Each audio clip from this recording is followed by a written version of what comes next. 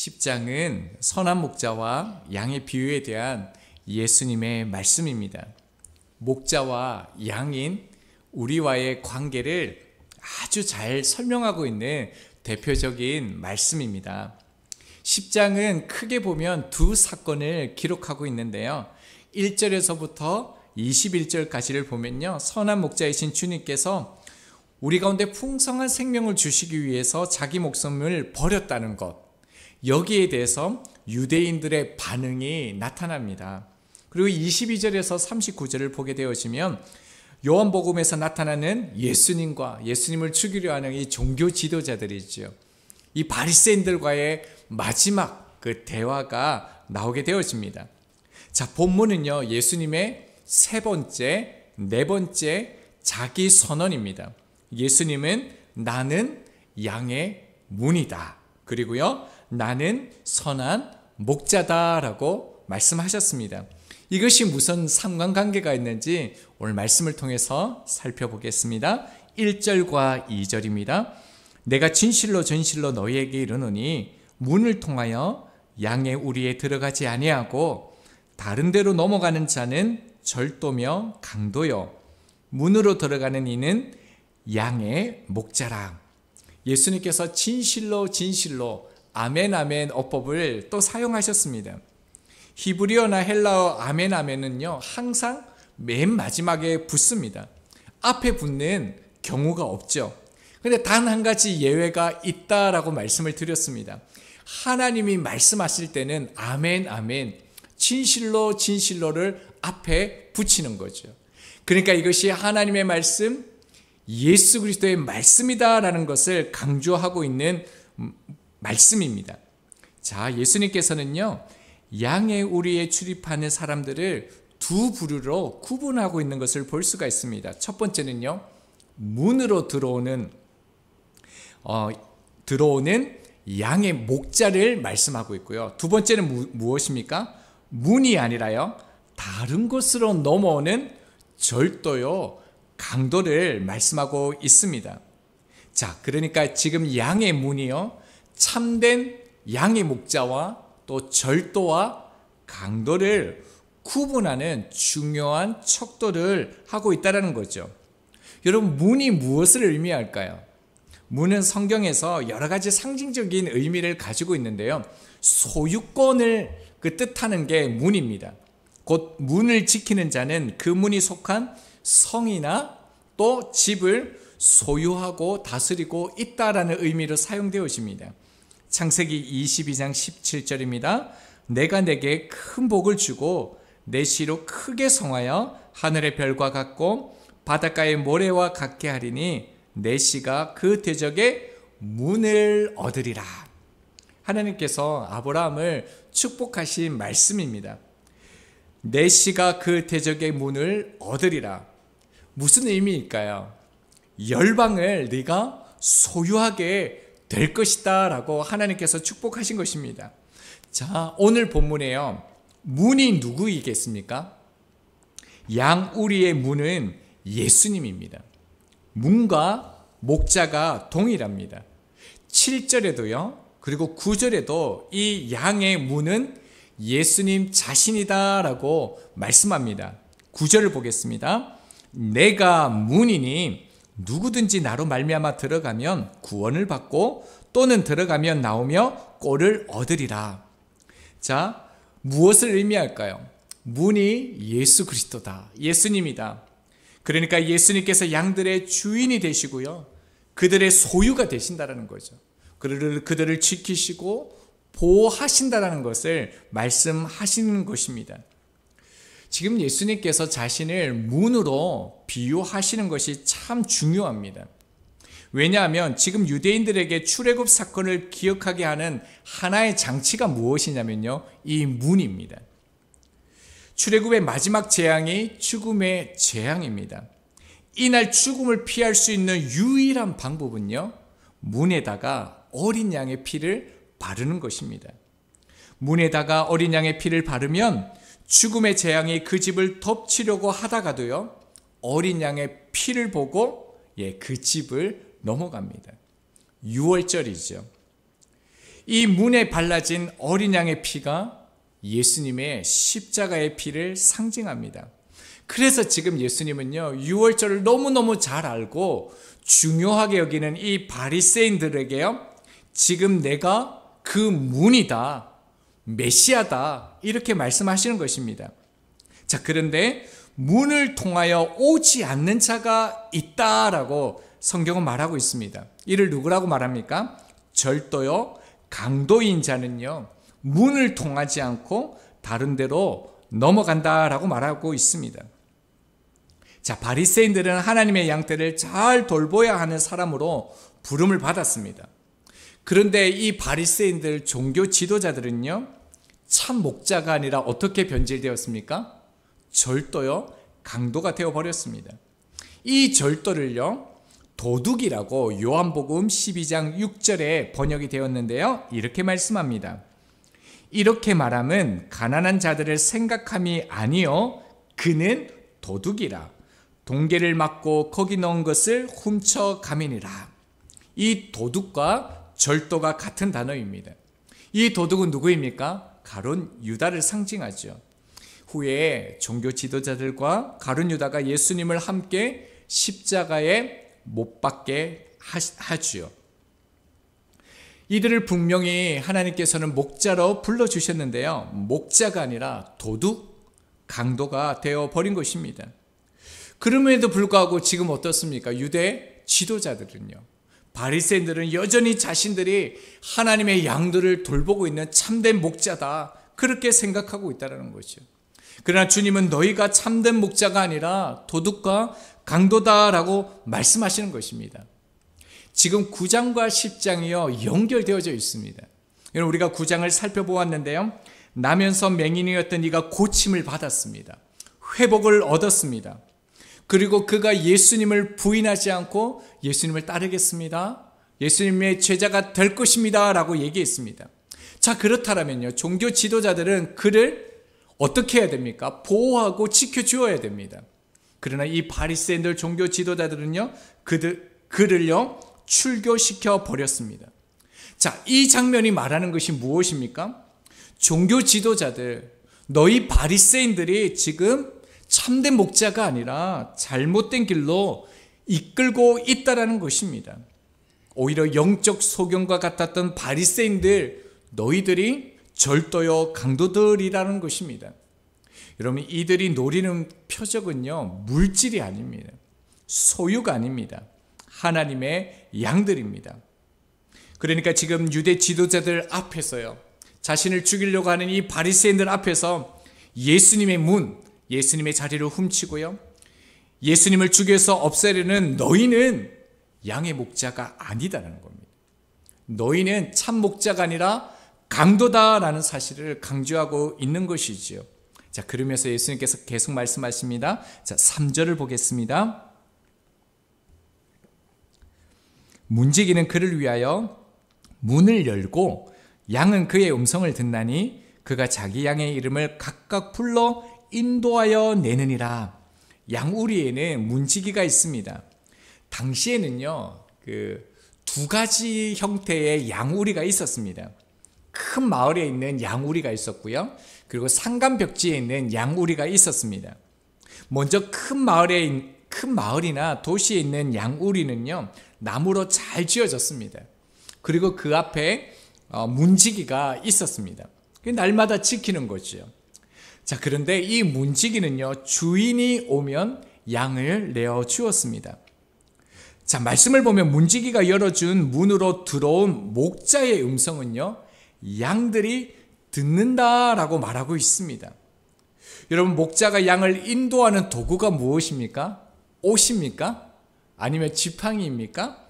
음성이라고 말씀하고 있습니다. 그가 자기 양의 이름을 각각 불러 인도하여 내느니라 라고 얘기합니다. 이것을 직역하면요, 자기 양들의 이름을 하나하나 큰 소리로 불러서 이끌어내신다라는 것입니다. 여러분, 3절에도 그렇지만 4절에도요, 자기 양이라는 표현이 나옵니다. 이 말이 참 중요한데요, 목자는 자기 양들을 하나하나 개별적으로 다 알고 있다는 뜻입니다. 아무리 많아도요, 세세히 그 양의 그 특성을 알고 있다는 것입니다. 자, 3절에 보면요, 이름, 양은요, 일반적인 호칭을 말하는 것이 아니라 고유한 특성을 말하는 그 의미를 가지고 있습니다. 그러니까 목자는 자기 양들을 양이라는 그런 어떤 보편적인 양으로 그렇게 여기는 것이 아니라요, 특별한 존재, 소중한 존재, 고유한 존재로 여기면서요, 양 한 마리 한 마리 한 마리와 1대1의 친밀한 관계를 유지하고 있다는 말이 뭐냐면 여기에 이름, 양이라는 것입니다. 그러니까 참 목자는요, 각 양의 특징과 성향을 잘 알아서 한 마리 한 마리 부르고 인도하신다는 거죠. 하나님께서 모세에게 뭐라고 말씀하셨습니까? 출애굽기 33장 17절입니다. 너는 내 목전에 은총을 입었고 내가 이름으로도 너를 알미리라.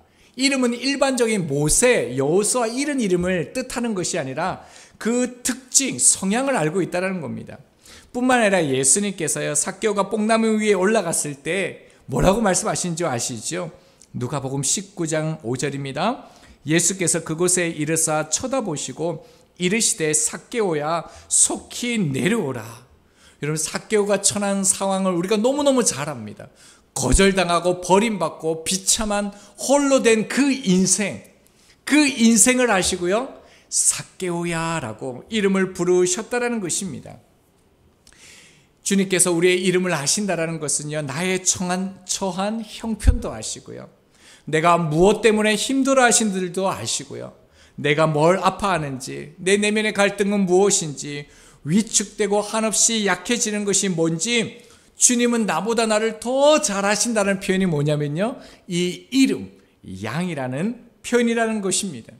그래서 주님께서 이렇게 말씀하시는 것은요, 매일매일 주님 우리에게 가장 좋은 방법으로 우리를 인도해 가신다라는 뜻이 아니겠습니까? 매일매일 아침마다 주님은요, 이름을 불러 기도하는 존재가요, 우리라는 거예요. 매일 아침마다 주님이 우리를 불러내신다는 거죠. 자, 이것을요, 4절에서 이렇게 말씀합니다. 자기 양을 다 내온 후에 앞서가면 양들이 그의 음성을 아는 거로 따라오되라고 말하고 있습니다. 여러분, 단지 양이요, 그 목자의 음성을 듣고 풀을 뜯기 위해서, 양식을 먹기 위해서 따라간다, 그 의미의 그 이상의 굉장히 중요한 의미를 이 말씀 속에 담겨져 있습니다. 자, 목자는요, 자신의 모든 양을 밖으로 인도합니다. 자기 양이라면요, 한 마리도요, 그 우리에 남겨두지 아니하고 모두 데려갑니다. 그러니까 참 목자의 양은요, 그 누구도 버려짐이 없습니다. 그렇다면 이 양 우리가 뜻하는 게 무엇이겠습니까? 좁게는요, 유대교를 뜻합니다. 넓게는요, 이 양 우리는 이 세상을 의미한다라고 볼 수가 있습니다.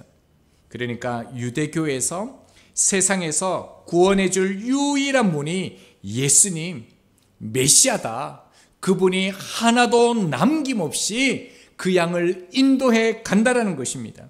자, 말씀해 보면요, 다 내어놓은 후에 앞서 가면이라고 말씀합니다. 여기에 내놓다라는 단어가 참 흥미로운 단어입니다. 이 단어는 뭐냐면요, 강제로요, 던지다라는 의미를 가지고 있습니다. 무슨 의미입니까? 양들이 나와야 되는데요, 푸른 초장으로 꼴을 먹으러 가야 되는데 이 양들이 우리에서 나오지 않는 거예요. 그러면 참 목자는 어떻게 하냐면요, 던진다라고 이렇게 말한다는 겁니다. 참 흥미로운 단어인데요, 이 단어가 앞서 9장에서요 사용되었습니다. 어디에서 사용되었냐면요, 요한복음 9장 34절입니다. 그들이 대답하여 이르되 네가 온전히 죄 가운데서 나서 우리를 가르치느냐 하고 이에 쫓아내어 보내니라. 여러분, 이 쫓아내어 단어가요, 내놓은 후에란 단어와 같습니다. 여러분, 예수 믿음으로 눈뜬 맹인이요, 예수님을 믿음으로 어떻게 됩니까? 사회로부터, 그들로부터 쫓겨남을, 버림을, 던짐을 당하게 되어집니다. 세상으로부터 던져짐을 당한 것이죠. 사회에서 버림받고 소외당함을 당한 것입니다. 그러나 예수님이 앞서서 기다리고 계십니다. 9장 35절입니다. 예수께서 그들이 그 사람을 쫓아냈다 하는 말을 들으셨더니 그를 만나사. 여러분, 어떻습니까? 죽음이 기다릴 줄 알았는데 참 생명이 그를 기다리고 있는 것입니다. 여러분, 이게 뭐라는 겁니까? 이것이요, 주님께서 앞서가시며 인도하시는 행동이라는 것입니다. 사실은 저희들이 세상에서 쫓김을 당합니다. 버림을 당합니다. 그래서 그 사회의 어떤 공동체와 무림에서 버림을 당함으로 혼자됨을 당합니다. 그런데요, 이것이요, 주님께서 다 내온 후에 던짐을 당하게 하는 행동이라는 것입니다.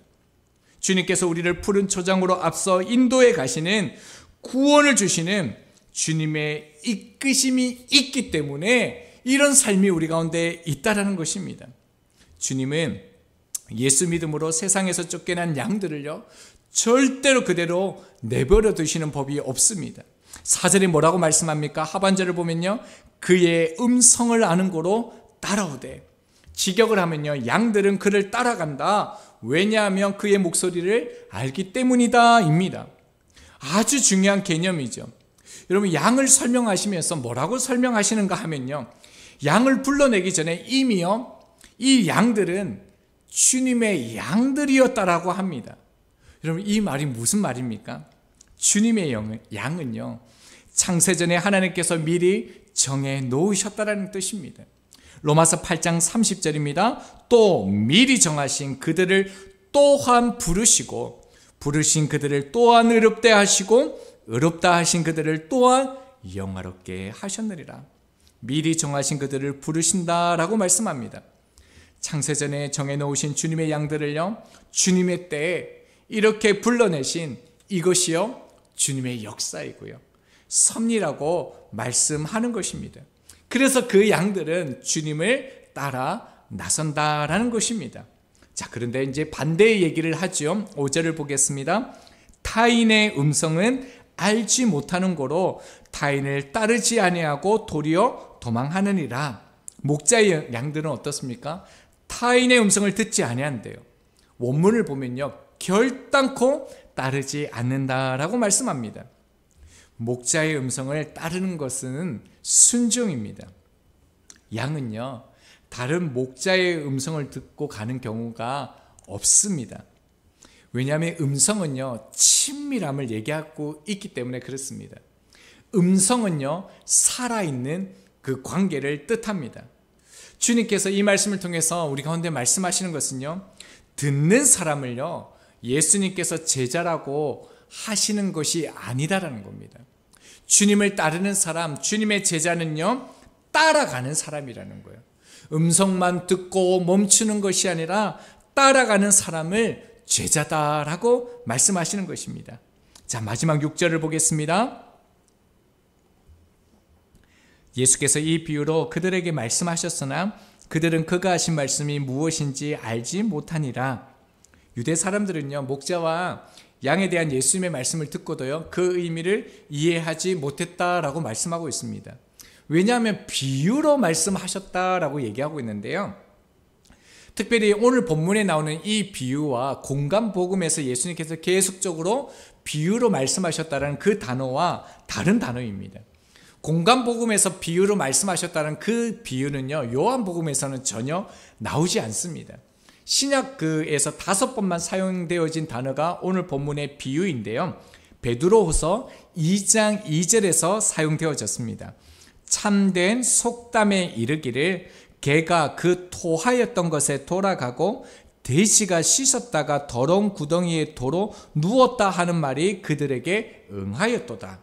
여기에서 속담이요, 본문의 그 비유와 같은 단어입니다. 요한복음에서만 4번 더 사용되어진 단어입니다. 그러니까 공관복음에서 사용되어진 이 비유는요, 하나님의 나라를 설명하기 위해서 상징적인 비유로서 설명하는 것이 비유고요. 요한복음에서 이 비유는 격언, 잠언이란 뜻을 가지고 있습니다. 그러니까 이 비유는요, 어떤 메시지, 주제를요, 강조하는 의미를 가지고 있습니다. 그러니까 예수님이 문이다, 목자다 하는 것을 지금 이 비유를 통해서 아주 예수님께서 강조하면서 가르쳤는데도 그들이 알지 못했다라는 것을 지금 요한의 이 저자는 우리 가운데 드러내는 것입니다. 여러분, 이 바리새인들은요, 누구보다 목자와 양의 관계를 잘 알고요, 익숙합니다. 왜냐하면 구약에서 하나님이 말씀하실 때 나는 목자고 너희는 나의 양이라 라고 하셨기 때문입니다. 그들이 가장 존경하고 위대한 선지자 모세도요, 목자였습니다. 모세가 자기들을 이어서 이스라엘을 인도하여 낼 지도자를 위해서요, 이렇게 기도합니다. 민수기 27장 17절입니다. 그로 그들 앞에 출입하며 그들을 인도하여 출입하게 하사 여호와의 회중이 목자 없는 양과 같이 되지 않게 하옵소서. 그뿐만 아니지요, 다윗도요, 목자였습니다. 에스겔 34장 23절입니다. 내가 한 목자를 그들 위에 세워 먹이게 하리니 그는 내 종 다윗이다 라고 말씀하셨습니다. 그뿐만 아닙니다. 오실 메시아가요, 목자로 그리스도로 이 땅에 오실 것을 하나님께서 말씀하셨습니다. 그러나 바리새인들은요, 목자이신 예수님을 십자가에 못 박아 죽인 것입니다. 전혀 예수 그리스도의 말씀을 이해하지 못하고 있다는 겁니다. 그러니까 여러분 어떻습니까? 예수 그리스도의 그 십자가의 사건은요, 우리에게는 구원의 사건이 되어지지만 이 바리새인들, 종교 지도자들에게는요, 그들이 절도고요, 강도이고요, 참된 목자가 아니다라는 그런 것을 우리 가운데 보여주는 그런 사건이 되는 것입니다. 자, 우리가 이제 1절부터 6절까지 살펴보았는데요, 말씀을 적용할 수 있도록 하겠습니다. 본문을 통해서 주님께서 말씀하시는 게 무엇입니까? 나는 양의 문이다, 나는 선한 목자다라고 아주 비유로 강조하여서 우리 가운데 말씀하시는 것입니다. 여러분, 목자와 문이 어떻게 같습니까? 여러분 이해가 되십니까? 나는 양의 문이다, 나는 선한 목자다. 어떻게 문이 목자가 되어지겠습니까? 서두에 당시에는 두 종류의 양의 우리가 있었는데 큰 마을에 양의 우리가 있었다는 것을 말씀드렸습니다. 또 하나의 양의 우리가 있는데요, 산간 벽지의 우리가 있습니다. 유대 사회에서 목자들은 양을 데리고요, 먼 곳까지 가서 풀을 먹이게 되어집니다. 그러니까 거리가 머니까 하루 만에 돌아올 수가 없는 것입니다. 그래서 그들은요, 어느 한 곳에 우리를 만들어서 양들을 보호했습니다. 산간 벽지의 양 우리는요, 돌을 쌓아서 담을 만드는데 특징이 하나 있습니다. 문이 따로 없어서요, 담의 한 부분을 터놓아 입구를 대신했습니다. 그래서요, 밤이 되면 문이 없어서요, 양치기는 자기 몸으로 이 입구를 가로막고 잤다고 합니다. 이해가 되세요? 사진을 보여드리겠습니다. 이것입니다. 양의 우리가 보이시죠? 그리고 나무로 된 문이 보이십니까? 거기에 누가 앉아 있습니까?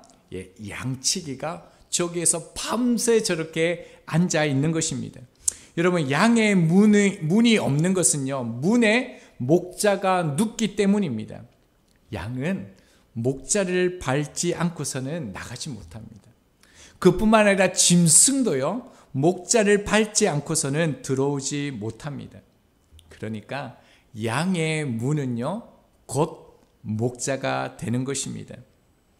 여러분, 성경에서 우리를 양이라고 말하고 있습니다. 우리가 우리를 보호할 수 있습니까? 양은 목자가 없으면 죽습니다. 양의 특징을 잘 아시죠? 길을 찾지도 못하고요, 방향 감각도 전혀 없습니다. 독초와 목초를 구분도 할 수가 없습니다. 양은 무엇을 먹어야 할지를 구별하지 못해서요, 반드시 목자의 도움을 받아야 합니다. 양은요, 목자의 도움이 없이는 생명을 이어갈 수도 없고요, 자기 생명을 보호할 능력도 없습니다. 저희가 이런 양입니다. 저희들은 이 말씀 앞에요, 정말 우리의 인생이, 우리의 삶이 양과 같은 인생이구나, 내가 이 양이구나라는 이 인식이 절대적으로 필요합니다. 그렇다면요, 요한복음 10장은 내 말씀이고요, 나를 향한 약속이 되는 것입니다. 그런데 만약에 나는 양이 아니다, 동의하지 않는다면요, 사실 그 사람에게는 예수님이 필요가 없습니다. 왠지 아세요? 예수님이 말씀하셨거든요. 나는 양의 문이다, 나는 선한 목자다 하셨습니다. 시편 23편 1절입니다. 여호와는 나의 목자시니 내게 부족함이 없으리로다.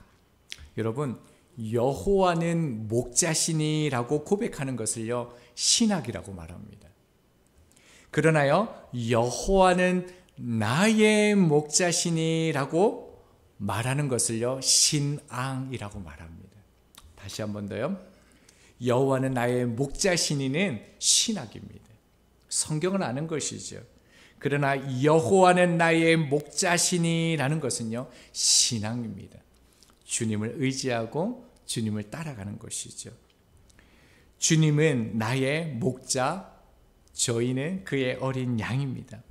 이 인식이 있어야 하는 것입니다.